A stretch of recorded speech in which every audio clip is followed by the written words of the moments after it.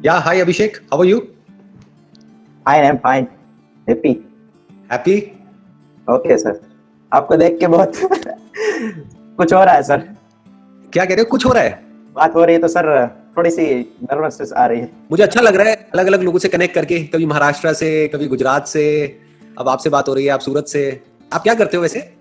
मैं स्टडी कर रहा हूँ मास्टर ऑफ साइंस में केमिस्ट्री है मेरा सब्जेक्ट और नेट के लिए प्रिपरेशन कर रहा हूँ जो यूजीसी गाइडलाइन की नेट आती है ना एग्जाम हाँ इसके लिए हाँ, प्रिपरेशन कर रहा बताइए क्या क्वेश्चन है आपका? हूँ sir what is brain fuel हम कैसे अपने माइंड के मसल्स को स्ट्रॉन्ग करें यानी कि हम मेरा ऐसा फंडा है कि माइंड के मसल्स डाइट से होते हैं या फिर कुछ एक्सरसाइज से होते हैं या फिर एक जगह से मन को टिकाने से माइंड स्ट्रॉन्ग होता है आप जो ब्रेन को स्ट्रांग करने की बात कर रहे हो, उसके अलग अलग स्टैंड पॉइंट हो सकते हैं। एक है जो हमारी फिजिकल ब्रेन है, उसको कैसे स्ट्रांग किया जाए। तो उसमें डाइट का बहुत बड़ा रोल होता है। जैसे कुछ तरह के फूड्स हैं, कुछ तरह की चीजें हैं जो अगर आप खाते हो तो वो आपकी ब्रेन के लिए अच्छे होते हैं। वो आप गूगल पे जाकर के स्टडी कर सकते हैं। कर सकता हूँ तो वो अपनी डाइट में आप थोड़े से चेंजेस कर सकते हैं। तो वो जब आप चेंजेस करेंगे तो आपकी जो फिजिकल ब्रेन है वो स्ट्रांग होती चली जाएगी। अब वो ब्रेन ज्यादा अच्छे से आप उसको यूज कर सकते हो।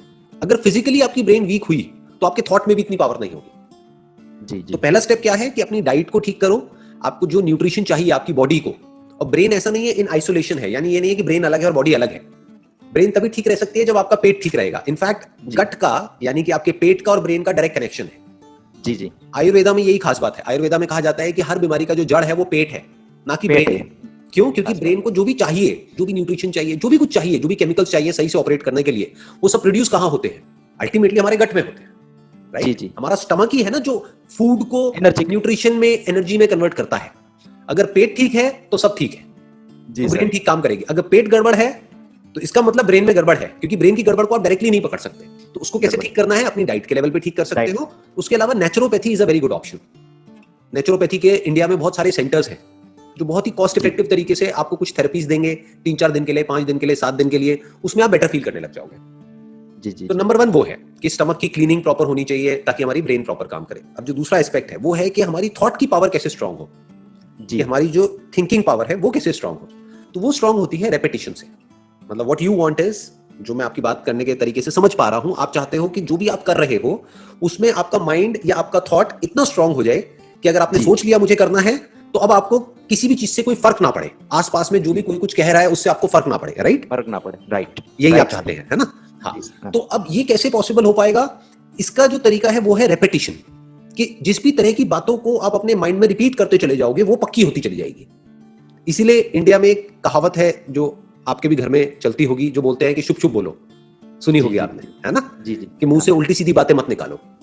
जी क्यों बोलते हैं? इसीलिए बोलते हैं जो बात मैं आपको कह रहा हूं। क्योंकि जी। अगर आप कुछ उल्टा बोलोगे, चाहे अपने मुंह से बोलोगे, चाहे अपने अंदर ही अंदर अपने आप को बोलोगे, तो धीरे धीरे वो पक्का होता चला जाएगा। एक आध बार बोलने से कोई फर्क नहीं पड़ता है।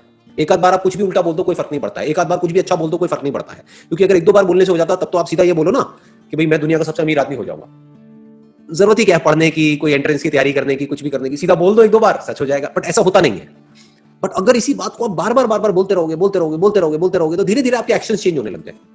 जी जी धीरे धीरे आपका ये जो थॉट है ये पक्का होता चला जाएगा जी और आप उस डायरेक्शन में भागने लग जाओगे। अब आपको सक्सेस मिलेगी या नहीं मिलेगी वो और फैक्टर्स पे डिपेंड करता है, लेकिन एटलीस्ट आप एक्शन लेना शुरू कर दोगे। जी आप समझ गए? तो अब इसको पक्का कैसे करते हैं? रेपिटेशन से। तो जो भी आप चाहते हो, आप जिस भी तरीके से अपनी लाइफ को देखते हो आने वाले 5 साल बाद, 10 साल बाद, उसको आप रिपीट कर सकते हो अपने माइंड के अंदर। जी तो अब वो धीरे धीरे चीज पक्की होती चली जाएगी। अब यहां पे एक चीज आपको ध्यान में रखनी है, जो लोग गलती कर जाते हैं, वो है कि आपको जो भी आप चाहते हो उसके आउटकम के बारे में नहीं सोचना है। ये नहीं सोचना है Okay, कि जो होगा, क्योंकि वो आपके हाथ में नहीं है। राइट? ये नहीं बैठ करके इमेजिन करना है कि मेरा ये एंट्रेंस है वो क्रैक हो जाएगा। क्योंकि अगर आप इमेजिन करते गए तो उसमें प्रॉब्लम क्या है कि अगर 1% नहीं हुआ आपका, तो आप अंदर से जी। पूरी तरह से टूट जाओगे। राइट? जी टूट जाए तो अब अगर सोचना है तो क्या सोचना है? बैठ करके अपने किस थॉट को पक्का करना है कि मेरी तैयारी पूरी है। अब होगा नहीं होगा वो मेरे हाथ में नहीं है, तो अपने आप को क्या बोलना है बार बार कि मेरी तैयारी कमाल की चल रही है, जी। मेरी प्रिपरेशन अच्छी हो रही है। इसको तैयारी को करने के लिए जितनी भी बुक्स पढ़नी चाहिए वो सब मैंने पढ़ ली है।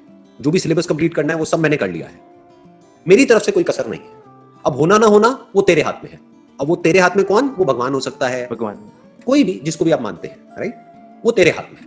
तो अब क्या होगा? 1% आपका नहीं भी हुआ तो आप टूटोगे नहीं, क्योंकि आपको क्या हुआ? आपको अपने माइंड को फोकस करना आ गया कि किस तरीके से माइंड को फोकस किया जाता है काम पे, जो भगवत गीता में भी कहा गया है कि भाई कर्म किए जा, फल की इच्छा मत कर, वो इसी एंगल से कहा गया है। उसका मतलब बहुत सारे लोग समझ नहीं पाते हैं, उसका मतलब गलत निकाल लेते हैं। उसका मतलब ये निकाल लेते हैं कि आप बस हार्डवर्क करते चले जाओ। कर्म का मतलब लोग क्या समझते हैं? वर्क। वर्क का मतलब क्या समझते हैं? सिर्फ वर्क मतलब वो जो हम काम कर रहे हैं अपने हाथ पैरों से। कर्म करने की बात करी जा रही है। कर्म पहले अंदर होता है, बाद में बाहर होता है। तो अंदर जो आप कर्म कर रहे हो वो सही करो जी। उस पर फोकस करो, तो धीरे धीरे जो फल है वो तो आना ही आना है।